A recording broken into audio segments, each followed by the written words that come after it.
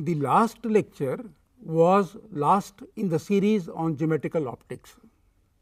In geometrical optics, light can be treated as travelling as rays, and then we discussed laws of reflection and refraction, then reflection and refraction from spherical surfaces like mirrors and lenses.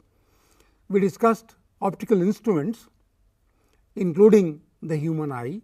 We found the magnification and resolving power of optical instruments, and we found the defects of human eye and how to rectify them. In this lecture, we start with wave optics. So far, we have been dealing with light as travelling along straight lines or as rays. This view of light is very useful in studying the phenomena of reflection and refraction from curved surfaces like those of mirrors and lenses. It makes it easy to understand how images are formed by spherical surfaces like mirrors and lenses. The location and nature of these images and their manipulation by combinations of lenses and mirrors helps us in devising and understanding the working of optical instruments. Recall that rectilinear propagation is valid only when the slit sizes are much larger compared with the wavelength of light. So, as long as the aperture through which light has to pass, see if this is the aperture and light goes through this, if this size of the aperture is much larger than the wavelength of light, which we can take, for example, for yellow light the wavelength is 580 nanometers or 0.580 microns. As long as the slit is much bigger than this, then the light can be treated as travelling in straight lines. We can treat light as rays. So, if we ignore the effects near the edges of the aperture, we can safely assume that light travels in straight lines in the form of rays. When the dimensions of the aperture are very large compared with the wavelength of light, we are in the regime of geometrical optics or ray optics, and the path of light is shown as straight rays. However, when light has to pass through slits which are very narrow, whose sizes are much smaller and they are of the order of the wavelength of light, then the light has to bend round the corners and it must be treated as wave propagation. To go back into some history, it was in the 17th century that Huygens proposed that light consists of waves. Later, Newton proposed that light is composed of particles or corpuscles. Both Huygens and Newton were able to explain the phenomena of refraction and reflection. However, when in the early years of 19th century interference of light was discovered, which could not be explained on the basis of the ray nature of light, then Huygens' work was recalled. The wave theory of light then received a big boost, because interference and later diffraction and polarization of light could be explained only if light propagated as waves. Wave theory of light was firmly established when Maxwell, in the latter half of the 19th century, showed theoretically that light waves were actually electromagnetic waves which travel with the speed of light. Electromagnetic waves are transverse waves and need no material medium to propagate. We have done all this, but let me repeat, because we are starting the wave nature of light. Therefore, let us recall that light is actually electromagnetic waves, and these waves, since there is no material medium, there are no particles oscillating. It is the magnetic field and the electric field which propagate in phase and they are both perpendicular to the direction in which the light travels. The relation between E, B and K is the vector along which the light travels. The relation between them is E cross B equal to K. E vector cross B vector equal to K vector. This is what we have done earlier. I am just reminding you that this was done. Here we have tried to show the oscillations of electric field and of magnetic field, both being perpendicular to the direction of the propagation of light. You can see that they are in phase. Assuming the propagation of wave along the z direction, we can now write the vibrating fields as E x along the x direction, E x equal to E 0 sin k z minus omega t. The symbols are usual. K is the direction in which the wave propagates, it is a wave number, omega is the frequency and E 0 is the amplitude of the electric field. Similarly, B y is, if the electric field is along the x axis, magnetic field has to be along the y axis if the wave is propagating along the z direction. So, B y is equal to E 0 by c sin k z minus omega t, E 0 by c because the magnitude of the magnetic field is the magnitude of the electric field divided by c. C here and everywhere in fact is the velocity of light. The energy density associated with E is epsilon 0 E squared by 2, while that associated with B is B squared by 2 mu 0. You are all familiar with these symbols, so I need not explain them. As B is equal to E by C just said, and C is equal to 1 by epsilon 0 mu 0 under root, the two energy densities are equal and the total energy density associated with the wave is either twice of this or twice of this, that is epsilon E 0 square, which is also equal to B 0 square by mu 0.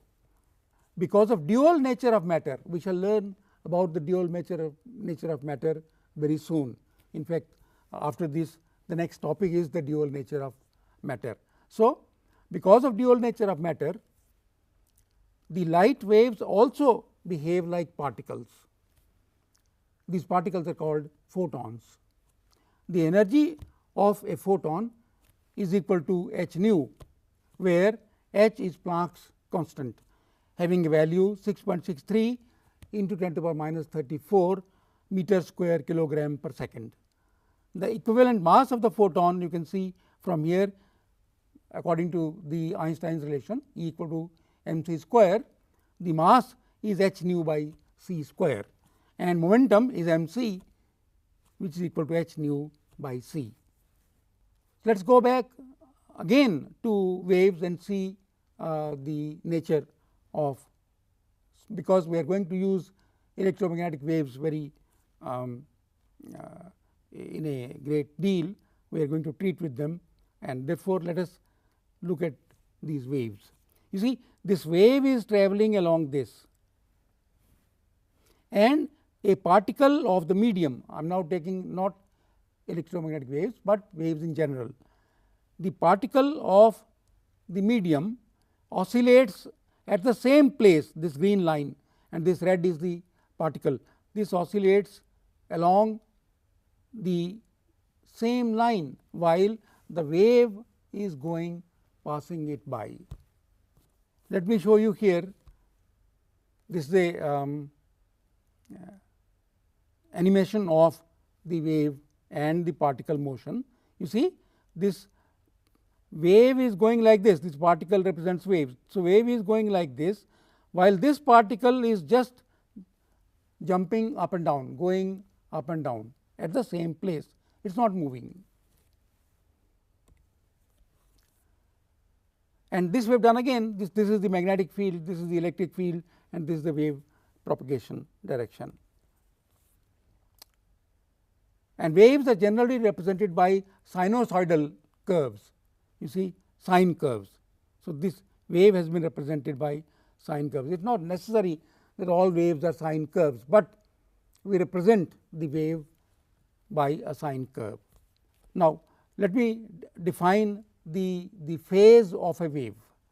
The position of this particle determines the phase of the wave. If this particle is here, the phase is pi by 2. If this particle is here, the phase is 0. If this particle is here, the phase would be pi here and again pi by 2. So, it all depends, you see from here to here it is 2 pi, and then if the particle is here, the phase is pi by 2. So, the phase of a wave is the phase of a particle at a given position in this wave. Now, if I take all the particles, or if I take points in the same phase, say this point has a phase pi by 2, this point has a phase pi by 2, this point has a phase pi by 2. So, if we take, say here several waves are going, they are all in sinusoidal curves, and if I take a line which joins the points in the same phase, this particle, they are all in the same phase. This point, they are all in the same phase. So, if I join all these points by a line and then draw a plane through this line perpendicular to the direction of propagation of light, this plane is called a wave front. Let me repeat, we take points which are in the same phase and join them by a line, and then a plane passing through this line, a plane passing through this and perpendicular to the direction of propagation of light, that plane is called a wave front.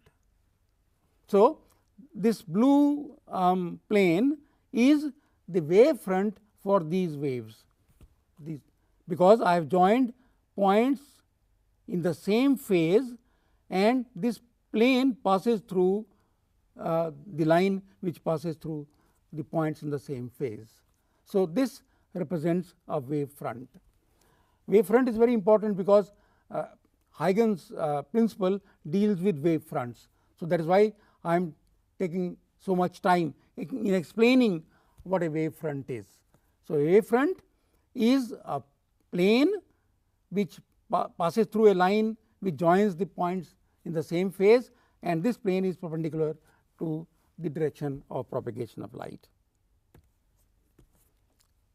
Here this is a wave front, and the lines perpendicular to the wave front, they are called rays. So, the rays are perpendicular to this wave front, which is a plane wave front. This is a spherical wave front. I have shown a sphere here and just cut it to show a spherical wave front. A source is embedded at the center of this, and rays are emanating in all directions, and this is the wave front, a spherical wave front. Again, this is a spherical wave front, the same as the rays are all perpendicular to the wave front. Plane wave front, rays perpendicular to the wave front. As the distance of the wave front, the spherical wave front, you see generally the wave fronts are spherical. Say a source is here, then the disturbance travels in all directions. So, the wave fronts are in general spherical, but if the distance of the wave front increases from the source, then these wave fronts tend to be plane wave fronts, and I have shown the process here. This is the source, these are the wave fronts travelling from the source, and as they go away from the source, you can see they look more like plane fronts, plane wave fronts rather than the spherical wave fronts. Now, let us come back to Huygens principle. Huygens principle says that each point on a wave front, this is the wave front and these are the points on the wave front, each of them acts as a source and gives rise to secondary wave fronts. One wave front here due to this particle, this point, this wave front due to this point, this wave front due to this point, this wave front due to this point. So, all these points on the wave front give rise to further wave fronts. If I join the line which touches all these wave fronts, then this becomes a wave front itself. So, we have this wave front and after time delta t and this distance is c delta t, we have a new wave front, a later wave front. Here is a plane wave front and these points act as sources of secondary wave fronts.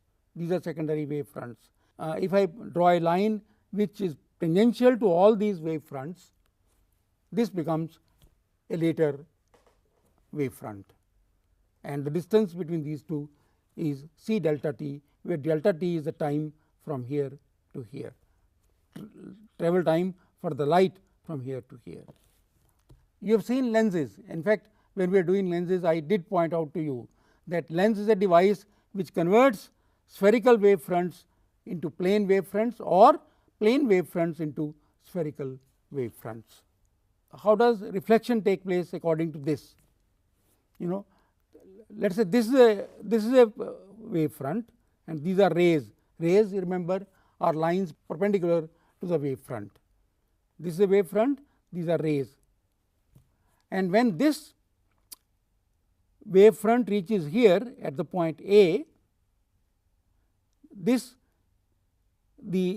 point B, the point B of this wave front has not yet reached the reflecting surface.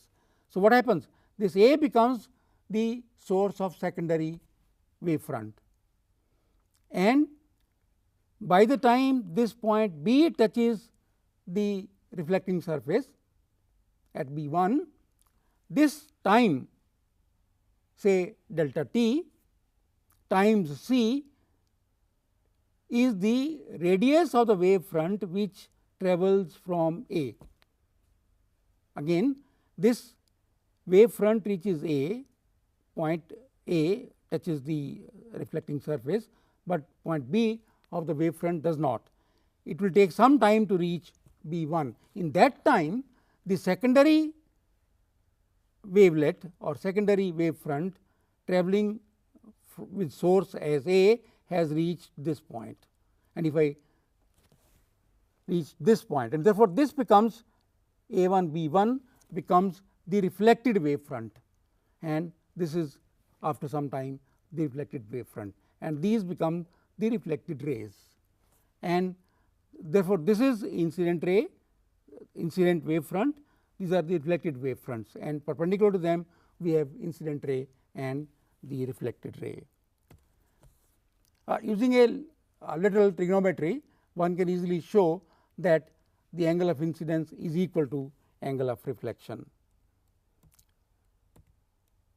You take this angle MAB, this angle is equal to this angle plus I, MAB plus BAB1, this angle, total angle is 90 degrees, which is also equal to angle BAB1, MAB plus I, MAB plus I. So, therefore, I becomes equal to BAB1. Similarly, you can show R dash is equal to angle A1B1A, angle A1B1A. And now, it is easy to show that from this construction, it is easy to show that I is equal to R dash, because these triangles ABB1, AA1B1, these are congruent triangles, and therefore, this angle must be equal to this angle, this angle must be equal to this angle, and these triangles are congruent, and from the equality of these angles one can show that I is equal to R dash, and R dash is equal to R because they are, this angle is between this line and this line, this angle is between parallel line and this parallel line. So, therefore, r is equal to r dash. So, ultimately you show I equal to r. So, the by assuming that light travels as waves and by using Huygens principle, one can show that angle of incidence is equal to angle of refraction. Now, what about refraction? Same, this is a incident wave front. When this touches A, C has not yet touched the surface which refracts light. Okay. So, in this time, which is V1 delta t, the wave front from A has travelled to D, and if I join B with D, then this AD is V2 delta t, and this BC or CB is V1 delta t, and the ratio AD by CB, AD by CB is V1 by V2, which is equal to mu 1 by mu 2, and this this angle divided by that angle is actually the angle of incidence divided by an angle of refraction. You can easily prove. So, this again from Huygens principle one can reach this, that sin I by sin r is equal to mu 1 by mu 2. See, so far in this lecture we have defined the wave front first of all, which is an important thing. Wave front, this is a line joining points in the same phase and then a plane through that perpendicular to the direction of light is a wave front, and the lines perpendicular to the wave front are rays. This is a very important construction. And then the we have also shown how the Huygens principle works. Each point on the wave front acts as a source of secondary wave fronts or secondary waves. So, you draw secondary waves and secondary and then a wave front at a later time, similarly here. So, we have wave front here, then another wave front, then another wave front, then another wave front. So, at later times we have wave fronts. That is how, according to Huygens principle, the light travels. And then from this construction of Huygens principle, we have seen how the reflection of light might be explained. Wave front reaches here, this point becomes a source of secondary waves, and this is the wave front after time in the time in which B reaches B1, and therefore, this becomes the reflected wave fronts. So, we have incident wave fronts, reflected wave fronts, and using simple trigonometry you can show that angle I is equal to angle R, angle of incidence is equal to angle of reflection. And then we have shown how the refraction of light may be explained using Huygens principle, and again we have arrived at the result that we already know, that the sin of I divided by sin of R is equal to mu 1 by mu 2. We will continue with this in the next lecture, but specifically we shall recall superposition principle, and from superposition principle we go to interference and see for interference we need special sources which have special properties called coherent sources, and then we shall also describe Young's double slit experiment, intensity distribution due to fringes on the screen, and fringe width etc., which allows us to determine wavelength of light in the laboratory.